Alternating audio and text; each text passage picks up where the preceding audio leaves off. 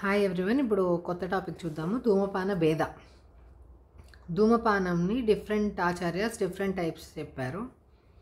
చరకంలో సూత్రస్థానంలో 5th చాప్టర్లో mention చేశారు. 3 టైప్స్ ఆఫ్ ధూమపాన: ప్రయోగిక, స్నైహిక అండ్ విరేచనిక. నెక్స్ట్ సుశ్రుతాలో 5 టైప్స్ చెప్పారు. అవి ప్రయోగిక, స్నైహిక, విరేచనిక, కాసజ్ఞ అండ్ వామక. నెక్స్ట్ వచ్చి శారంగధర సంహితలో 6 టైప్స్ ఆఫ్ ధూమపాన చెప్పారు. అవి శమన, మృదు, తీక్ష్ణ, కాసజ్ఞ, వామక అండ్ వ్రణధూమపాన. ఇక్కడ ప్రయోగిక అన్న శమనం అన్న సినోనిమ్స్ అన్నమాట. ప్రాయోగిక అండ్ శమనం సినోనిమ్స్, స్నైహిక అండ్ మృదు సినోనిమ్స్, విరేచనిక అండ్ తీక్ష్ణ అనేవి సినోనిమ్స్. ఇప్పుడు నేత్రం ఉంటుంది కదా, ధూమపానం చేయాలంటే ఒక ధూమనేత్రం అనేది వాడతాం. దాని దాని లెంత్ ఎన్ని అంగుళాస్ ఉండాలి అనేది చూద్దాము. ఇప్పుడు ఫస్ట్ సుశ్రుతోక్తం తీసుకుంటే దాంట్లో మనం గుర్తుంచుకోవడానికి జస్ట్ ఒక సింపుల్ ఇది చెప్తున్నాను.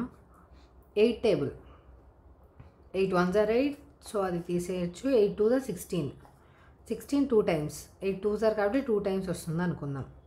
వామక 16 అంగుళ అండ్ కాసజ్ఞ 16 అంగుళ. కింద నుంచి పైకి చెప్తున్నాను నేను. Next 8 3s are 24, విరేచనిక 24 అంగుళ, స్నైహిక 32, 8 4s are 32, 8 5s are 40. ఇక్కడ వచ్చేసరికి ప్రయోగిక 48 ఉంటుంది మనకి సుశ్రుతంలో, కాబట్టి ఇక్కడ 40 రావాలి కదా. ఆ 40 తీసుకెళ్ళి శారంగధరాలో శమనంకి 40 అంగుళం పెట్టుకుందాం.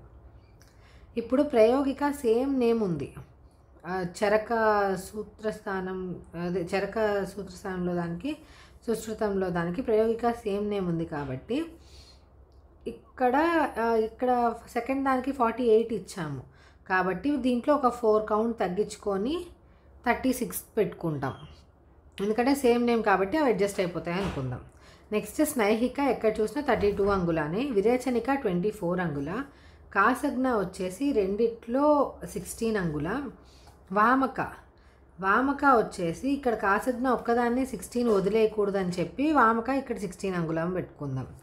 ఇక్కడ వచ్చేసి శారంగధరాలో వామక 10 అంగుళ అండ్ వ్రణధూమపాన 10 అంగుళ.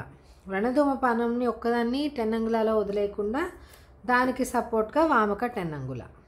జస్ట్ ఇలా ఒక నెంబర్ కోడ్ లాగా గుర్తుంచుకుంటే మనకి ఏదైనా బిట్ వచ్చినప్పుడు చాలా ఈజీగా ఉంటుంది ఏది ఎంత అంగుళ అని రాసుకోవడానికి. Thank you.